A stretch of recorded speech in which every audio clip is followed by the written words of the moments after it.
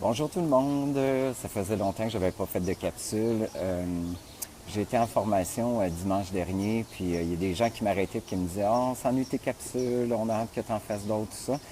Fait que c'est drôle, aujourd'hui j'avais la pensée, dans le fond, d'en faire une sur un livre que je lis présentement, que j'adore vraiment, qui est arrivé dans le fond dans ma vie à un moment vraiment opportun, qui s'appelle The Universe Has Your Back de Gabrielle Bernstein.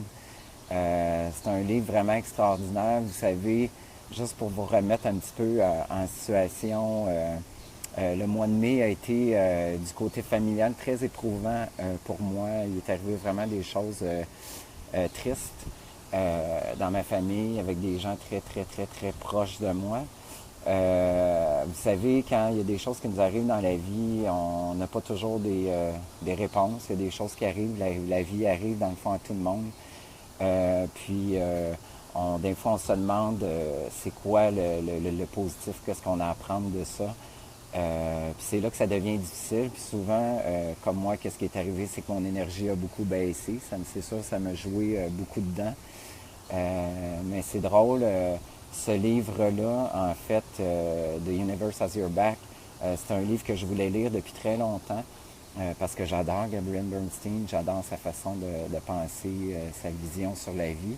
Mais c'était quelque chose que je remettais tout le temps. Puis il est arrivé comme par hasard, comme ça, dans un courriel, un matin, probablement le matin où j'en avais vraiment besoin, dans le fond.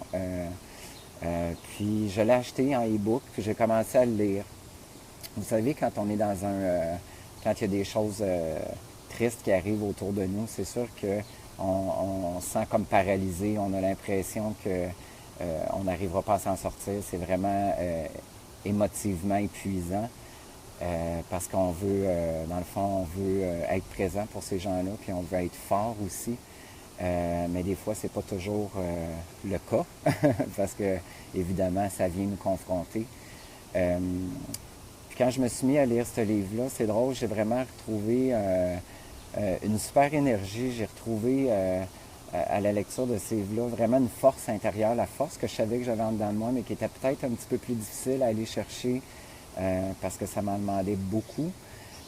Par contre, je peux vous dire que ça a été extraordinaire. Je vous conseille ce livre-là.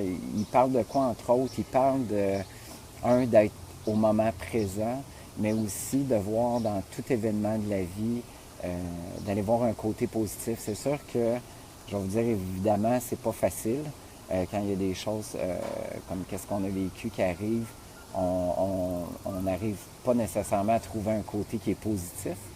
Par contre, il y a vraiment des leçons à apprendre de ça.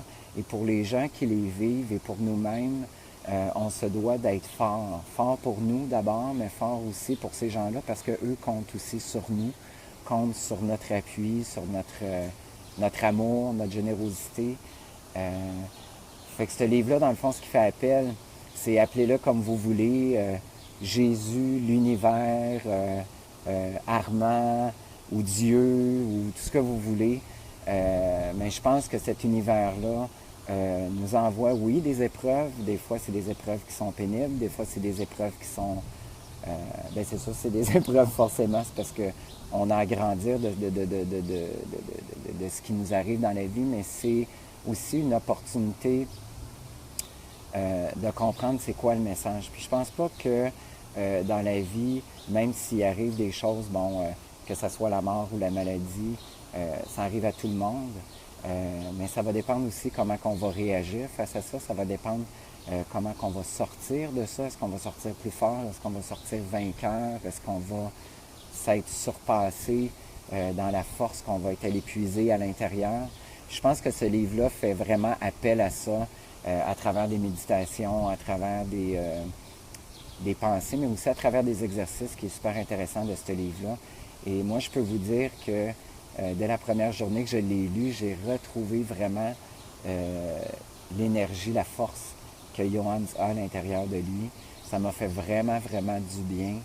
Mes journées sont devenues beaucoup plus énergiques. Je suis vraiment allé chercher, je suis allé puiser dans ce livre-là les éléments que j'avais besoin. Je pense pas que ça a été un hasard, honnêtement, que ce courriel-là arrive ce matin-là où c'était beaucoup plus difficile pour moi d'attaquer ma journée.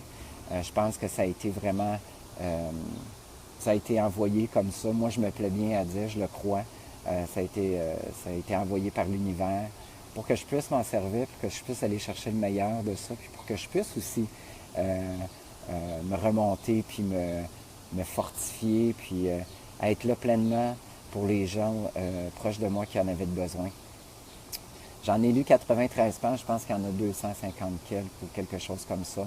Mais je peux vous dire que maintenant, au quotidien, j'ai des alarmes sur mon téléphone, j'ai des petits trucs qui arrivent et qui font maintenant en sorte que je suis là, présent, je suis connecté présentement avec moi, avec ce que je vis, ce que j'ai à vivre, mais aussi de l'accepter, d'assumer ce qui arrive, puis d'avancer. Je pense que c'est une belle leçon que Gabrielle Bernstein nous enseigne dans ce livre-là, mais aussi la plus belle pensée qui m'habite présentement, c'est ce que Gabrielle dit souvent dans son livre, c'est « I'm ready to learn true love ».